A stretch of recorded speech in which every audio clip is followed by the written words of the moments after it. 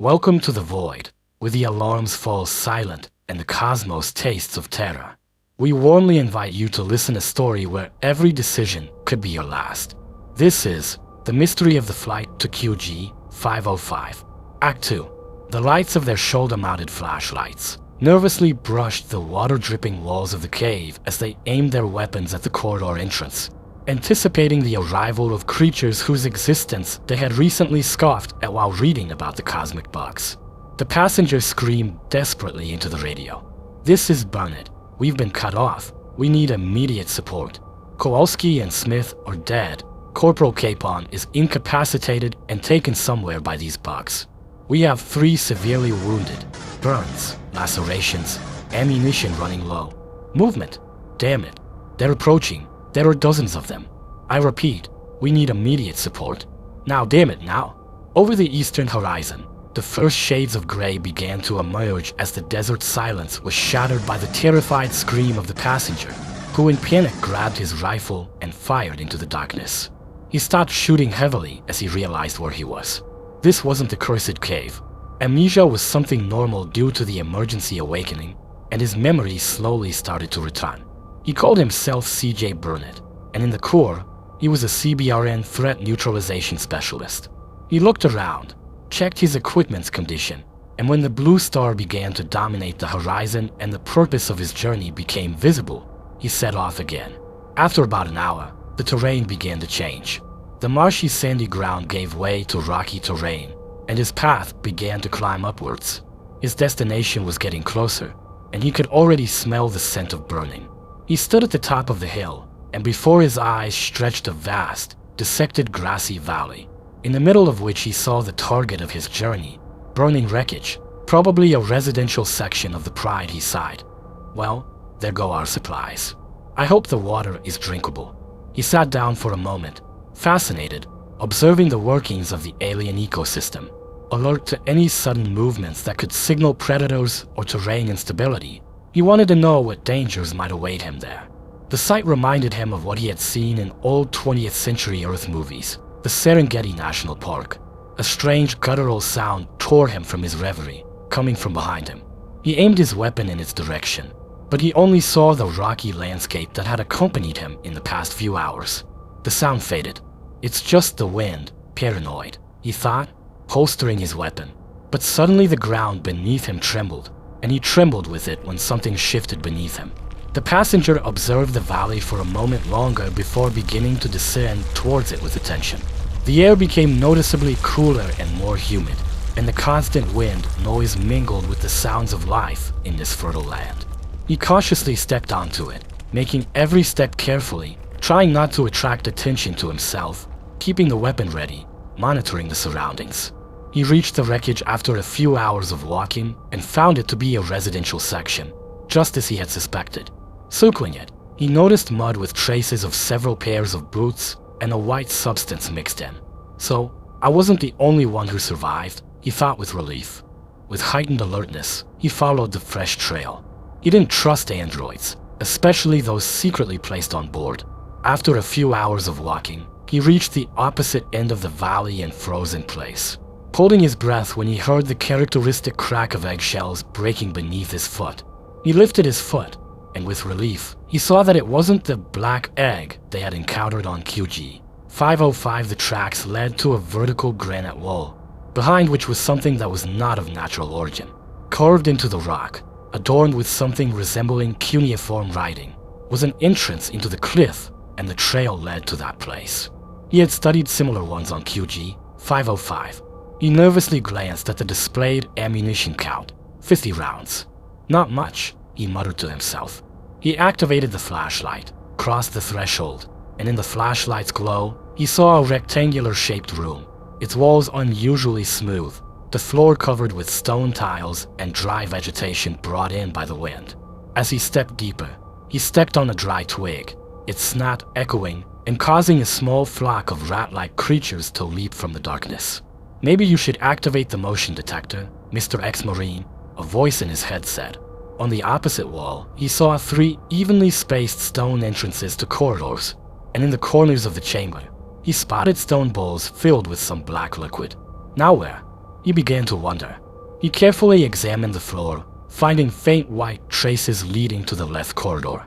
The corridor stretched into the distance, suddenly turning right and then left again. It was then that he noticed that the tunnel was in the shape of a perfect square. What's more, he saw no signs of tool usage.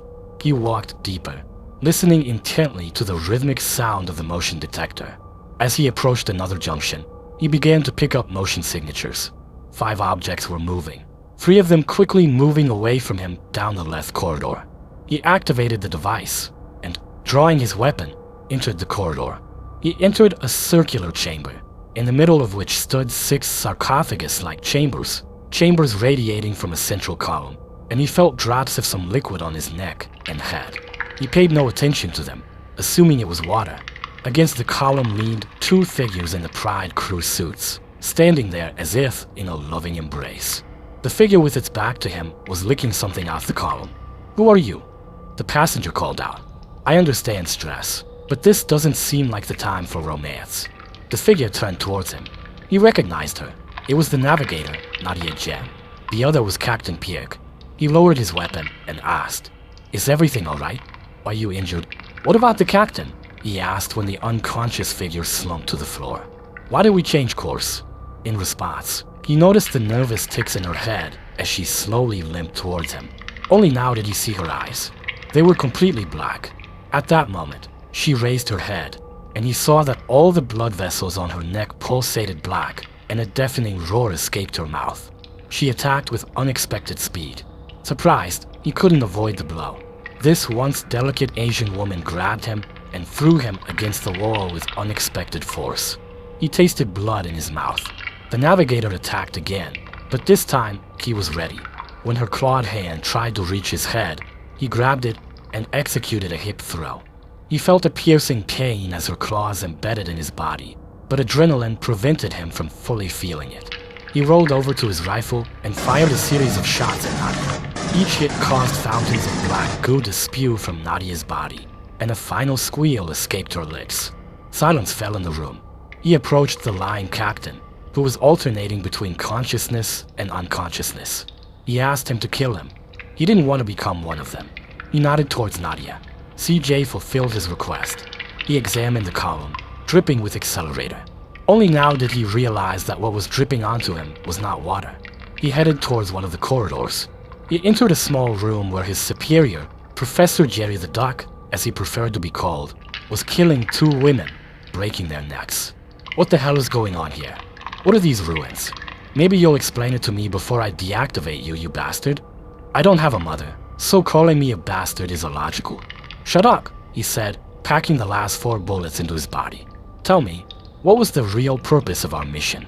I'll gladly answer, but then I'll kill you, Jerry said with a smile on his lips, spitting white blood at the same time. Our orders were: 1. Explore the planet's surface to find and bring back new life forms. 2. Investigate the ruins of civilizations discovered through satellite reconnaissance. 3.